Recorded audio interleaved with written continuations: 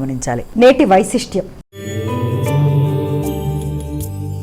నేటి వైశిష్ట్యంలో భాగంగా ఈ రోజున మనం చెప్పుకోబోయేది ఏంటంటే, ఈ రోజున మనకి శ్రావణ మాసంలో శుక్లపక్షంలో విధియ అంటే ఈ రోజున మనం ఏంటంటే దీన్ని అన్నవరం సత్యనారాయణ స్వామి యొక్క జయంతిగా దీన్ని జరుపుకుంటారు.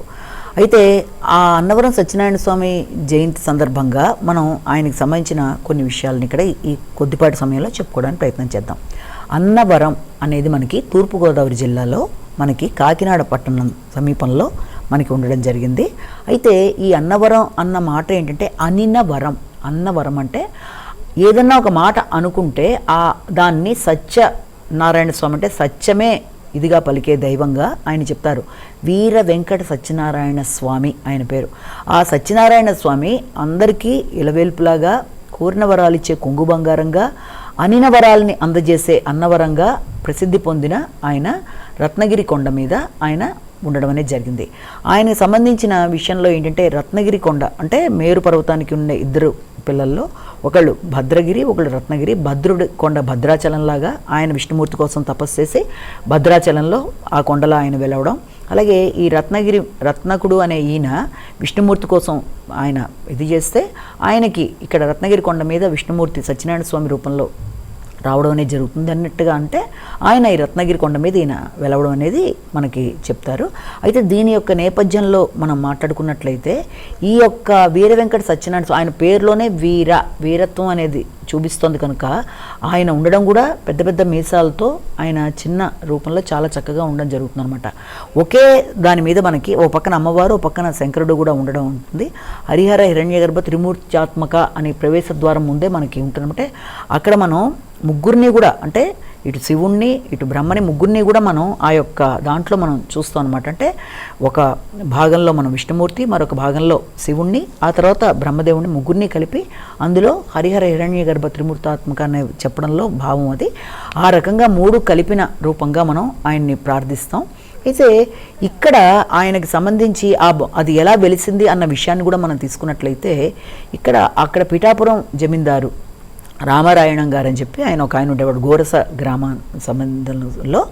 అదే ప్రదేశంలో ఇంకో ఆయన ఈరంకి ప్రకాశరావు గారిని మరొక బ్రాహ్మడు, ఇద్దరు కూడా భగవంతుడి భక్తులు. వారికి ఒకే సమయంలో సత్యనారాయణ స్వామి కల్లో కనబడి నేను రాబోయే కరనామ సంవత్సరంలో మఖా నక్షత్రంలో శ్రావణ మాసంలో ఇదేనాడు నేను మీకు అక్కడ కనబడతాను, నన్ను తీసుకొచ్చి పంచాయతనంగా నన్ను శాస్త్రోక్తంగా మీరు ప్రతిష్ఠేపించి నాకు మీరు ఈ కార్యక్రమాలు చేస్తే నేను ఆనందిస్తా అని చెప్పడం. మర్నాడే వీళ్ళిద్దరూ కలిసి ఎవరు ప్రకాశరావు గారు రామారాయణం గారు జమీందారు గారు ఇద్దరు కలిసి వెతుక్కుంటూ ఆయన్ని వెడితే అలాగే ఆయన అంకుడు చెట్టు పొదల్లో ఆయన సూర్యరశ్మి కిరణాలు పడుతున్నప్పుడు సత్యనారాయణ స్వామి మూర్తిని వాళ్ళు తీసుకొచ్చి పంచాయతనంగా అన్ని రకాలుగా దాన్ని శాస్త్రోక్తంగా పెట్టడం అనేది ఇదంతా కూడా 1861లో జరిగినా కూడా తర్వాత దాన్ని ఆలయ జీర్ణోద్ధరణ దాన్ని మళ్ళీ చక్కగా తయారు చేయడం అన్నీ జరిగింది. అయితే దానికి 2 వరుసల్లో ఉంటుంది ఆలయంలో ప్రథమ అంటే ఒక ఎత్తులో ఒకటినో ఆ పైన ఇంకొక వైపున పైన ఇంకొకటి అంటే 2 టైర్స్గా ఉంటుందన్నమాట 2 అంతస్తుల్లో. కింద ఏంటంటే మనకి అక్కడ దేవుడికి సంబంధించిన యంత్రం అనేది ఉంటుంది అక్కడ. ఇది ఆ పై భాగంలో భగవంతుడిని అంటే అది చూసి మళ్ళీ మనం భగవంతుడితో పాటుగా ఇక్కడ యంత్రాన్ని చూసి నమస్కారం పెట్టుకుని, ఎందుకంటే 3 మూర్తులు ఉంటాయి కాబట్టి, ఒకటి ఏంటంటే శంకరుడు ఉంటాడు మధ్యలో, కింద మనకి విష్ణుమూర్తి, అన్ని రూపాలు కాబట్టి అక్కడ పూజ చేసుకొని రావడం అనేది అది ఆ రకంగా దేవుణ్ణి చూసుకొని మళ్ళీ మనం వెళ్ళేట్టుగా పునర్దర్శన ప్రాప్తిరస్తు అని వాళ్ళు చెప్తారు.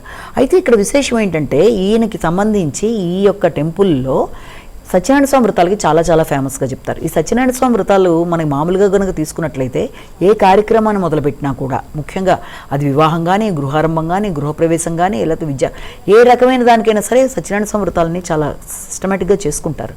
చాలామంది కొత్తగా వివాహమైన వాళ్ళు డైరెక్ట్గా అన్నవరం వెళ్ళి అక్కడ చేసుకుంటారు. అక్కడ వేల సంఖ్యలో లక్షల సంఖ్యలో సత్యనారాయణ స్వామి వ్రతాలు రకరకాల టికెట్లలో అంటే మనం ఉదయం మొదలుపెట్టి సాయంత్రం దాకా ఇంకా సత్యనారాయణ స్వామి వ్రతాలు జరుగుతూనే ఉంటాయి. దాంతోపాటుగా సత్యనారాయణ స్వామి వ్రతాల్లో కూడా అంతేకాకుండా సత్యనారాయణ స్వామి వ్రతాలతో పాటు కళ్యాణం కూడా ఆయనది ప్రతిరోజు జరగడం. అలాగే విశిష్టంగా ముఖ్యంగా ఈ రోజున ఆయన యొక్క జయంతి కనుక ఈ రోజున ఆయన జయంతి సందర్భంగా కూడా విశేషమైన కార్యక్రమాలు జరగడం, అలాగే కార్తీక మాసంలో కూడా తెప్పోత్సవాలు లాంటివి జరగడం, అలాగే వైశాఖ మాసం తీసుకునేటప్పుడు వైశాఖ మాసంలో కూడా బ్రహ్మోత్సవాలు జరుగుతాయి ఆయనకి 5 రోజులు దశమి నుంచి వరుస పెట్టి. కాబట్టి ఇలాంటి కార్యక్రమాలన్నీ జరగడంతో పాటుగా ఆయన యొక్క గొప్పతనం ఆయన యొక్క 5 కథల మీద ఆధారపడింది. సత్యనారాయణ స్వామి సంబంధించిన 5 కథల్లో భగవంతుడే మనకి ఈ యుగంలో మనుషులు పడుతున్న బాధలన్నిటికీ పరిష్కారంగా ఆయన చెప్పింది ఏంటంటే, ఆయన నారదుడికి చెప్తే రేవాఖండం, స్కాంద పురాణంలో రేవాఖండంలో సత్యనారాయణ స్వామి యొక్క ప్రసక్తిని మనం అందులో చూస్తాం. ఆయన 5 కథల్లో మొదటిది చేసే విధానం ఒక కథలో ఆయన చెప్తాడు. ఎలా చేయాలి, దాని యొక్క ప్రోజ్ అండ్ కాన్స్, అంటే ఎప్పుడు చేయాలి, అంటే కేవలం దేనికైనా సరే శ్రద్ధాభక్తి ముఖ్యం, అది చేయడం ముఖ్యం అంటారు. అంటే పౌర్ణమి నాడు కానీ లేకపోతే మనకి ఏకాదశి నాడు కానీ అంటూ చెప్తూ వచ్చి కూడా చివరికి చెప్పేది ఏంటంటే, మనకి భక్తి శ్రద్ధ ఉంటే ఏ రోజన్నా చేసుకోవచ్చని మొదటి కథలో. ఆ తర్వాత ఒక కట్టెలు నమ్ముకునేవాడు ఒక బ్రాహ్మడు ఇంట్లో జరిగిన పూజా విధానం అది చూసి ఆయన అంతా ఎలా చేసుకున్నాడు, అదే విధానాన్ని పాటించి భగవంతుడు దయతో అన్నది ఒకటి. తర్వాత వచ్చి భగవంతుడిని మొక్కుకొని కూడా ఆ మొక్కుని నిర్లక్ష్యం చేసుకోవడం బట్టి ఎదురైన సాధు అనే ఆయనకి ఎదురైన ఇబ్బందులు ఎలా ఉన్నాయి అన్నది దాంట్లో. ఆ తర్వాత కథలో ఆయన మళ్ళీ ఆయన క్షమించి భగవంతుడు ఆ యొక్క సాధువుకి ఆయన వరాన్ని ఇచ్చి మళ్ళీ పంపించటం అలాగా. ఆ తర్వాత చివరి కథలో ఆయన ప్రసాదాన్ని కనుక నిర్లక్ష్యం చేస్తే ఆయనకి ఎలాంటి ఇబ్బందులు ఏర్పడతాయని మహారాజు కథలో మనకు చెప్తాడు. అంటే ఇందులో మనం తెలుసుకోవాల్సింది ఏంటంటే, సత్యసంధుడు, సత్యాన్ని పలికేవాడు, సత్యం వైపు ఉండేవాడు, నిరంతరం సత్యం కోసం ఈయన చేసే ఆ యొక్క సత్యనారాయణ స్వామి యొక్క నామమే చాలా విశేషం. అందుకే సత్యనారాయణం దైవం వందేహం కామదం ప్రభు లీలయా వితతం విశ్వం యానతస్మై నమో నమః అని చెప్పి ఆయన దాని మీదే మనకి ఎదురుగుండా కనబడుతుంది. సత్యనారాయణ స్వామి యొక్క ఆ కటాక్షం అనేది చాలా విశేషంగా ఉంటుంది.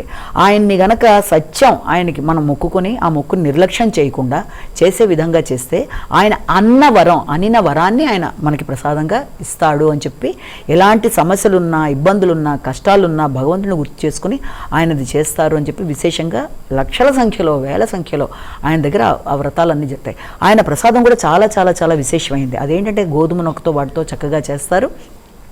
ఆ ప్రసాదం టేస్ట్ ఎవరు తర్వాత విడిగా చేసినా అలా రాదు కనుక దాంట్లో ఆ యొక్క గోధుమతో చేసే ఆ ప్రసాదం అనేది ఆ రవ్వతోనూ తర్వాత అరటిపండు వాళ్ళు స్పెషల్గా చేస్తారనమాట. చాలా విశేషమైన ఆ ప్రసాదం చాలా గొప్పగా దాని యొక్క, అంటే సత్యనారాయణ స్వామిలో ప్రధానంగా మనం చూసేది ఏంటంటే, ఆయనకి శిరస్సు వంచి నమస్కరించాలి, అలాగే ఆయన ప్రసాదానికి విలువ ఇవ్వాలి. పూజా కార్యక్రమాల్లో కూడా మధ్యలో పూజ అంతా అయిపోయిన తర్వాత ఈ 5 కథల్లో కూడా మధ్యలో అంతే అమ్మాయి మర్చిపోయి ప్రసాదం తినకుండా వెళ్ళిపోతే ఆయన కోపం వచ్చి ఆ యొక్క నావని ఉంచేసి మళ్ళీ తర్వాత ఆయనే మళ్ళీ హెల్ప్ చేస్తారు. కాబట్టి ఇక్కడ సత్యనారాయణ స్వామికి సంబంధించిన ఇది ఈ రకంగా ఉంది. అలాగే అక్కడ ఉండే ప్రదేశంలో చూసే ప్రదేశాల్లో కూడా ఇంకా మనం కనుక చూసుకున్నట్లయితే విశేషంగా అక్కడ వివాహాలు జరుగుతాయి, తర్వాత ముఖ్యమైన కార్యక్రమాలు అన్నీ జరగడంతో పాటుగా ఇంకా అక్కడ అన్నదానాలు, విశేషమైన అన్నదానాలు లాంటివి జరుగుతాయి. అలాగే ఈ యొక్క కళ్యాణోత్సవాలు ఇలాంటివి జరుగుతాయి. దీంతో పాటుగా అక్కడ పలభా యంత్రం అని ఉంది, అంటే సన్ పిడపర్తి వాళ్ళు ప్రతిక్షేపించింది. అదేంటంటే చక్కగా మనకి సన్ డైల్ లాగా ఈ యొక్క సూర్యరశ్మి ప్రకారం టైమింగ్స్ మారుతూ ఉంటాయన్నమాట. సూర్యరశ్మి ప్రకారం మనకి సూర్యుడి బట్టి ఆ టైమింగ్స్ మారడం అనేది. అలాగే అక్కడ తులసివనం అనేది ఒకటి ఫేమస్. అలాగే అక్కడ మధ్యలో పాముల పుట్ట లాంటిది ఒకటి ఉంటుంది. అలాగే వనదుర్గ అమ్మవారి టెంపుల్, దుర్గాదేవి టెంపుల్, ఆయుష్ హోమాలు, దాంతోపాటుగా ఇంకా మనం చూసినట్లయితే అక్కడ గోశాల అనేది కూడా విశేషంగా ఉంటుంది. అంటే అక్కడ ఎక్కడ రథాకారం 4 రథాల చక్రాకారంలో ఉన్నట్టుగా కనబడుతుంది. మనం కనుక చూస్తే పంపా నది ఒడ్డున అనేది అది ఉండడం అనేది, మామూలు మట్టానికి 300 అడుగుల ఎత్తులో పైన ఉండడం అనేది, ఓవరాల్గా 460 మెట్లు ఉంటాయి. దానికి మెట్ల ద్వారాలో వెళ్ళగలిగినా వెళ్ళే వాళ్ళు ఉంటారు. అలా కాకుండా మామూలుగా వెళ్ళినా ఎప్పటికప్పుడు దేవస్థానానికి సంబంధించిన బస్సులన్నీ కూడా ఉంటాయి. కాబట్టి ఏది ఏమైనా అన్నవరం సత్యనారాయణ స్వామి యొక్క జయంతి అనేది చాలా విశేషమైంది. తండోపతండాలుగా వ్యక్తులు వెళ్ళడం, భగవంతుడి యొక్క నామాన్ని జపించుకోవడం, ఆయన పేరు ఉచ్చరించి అంత మాత్రం, ఎందుకంటే ఎక్కువగా ఆయన యొక్క కటాక్షం అనేది సత్యనారాయణ స్వామిని ఆ వీర వెంకట సత్యనారాయణ స్వామి వారి దేవస్థానం అని ఉంటుంది. అంటే అంత వీరత్వం ఆయన రూపంలో కానీ దీంట్లో కానీ. ఆయన ఓ పక్కన శంకరుడు, మరొక పక్కన అమ్మవారిని రమాని, సత్యవతిని, లక్ష్మీ రూపంలో రకరకాలుగా అమ్మవారిని కూడా కొలుస్తారు. కాబట్టి అక్కడ అమ్మవారి కూడా కుంకుమార్చనలు జరుగుతాయి. వనదుర్గ అమ్మవారు ఉంది. తర్వాత ఆ క్షేత్రపాలకుడిగా శ్రీరామచంద్రుడిని చెప్తారు. రాముడి దేవాలయం కూడా అక్కడే ఉంటుంది. ఇలాగా చాలా చాలా విశేషాలతో కూడిన దేవాలయంగా అన్నవరాన్ని చెప్తారు. కాబట్టి తప్పనిసరిగా ఈ రోజున అందరూ కూడా ఆయన్ని ధ్యానించుకోవడం, ఆయన్ని నమస్కరించుకోవడం ఎంతో ఉన్నతికి మార్గం అవుతుంది.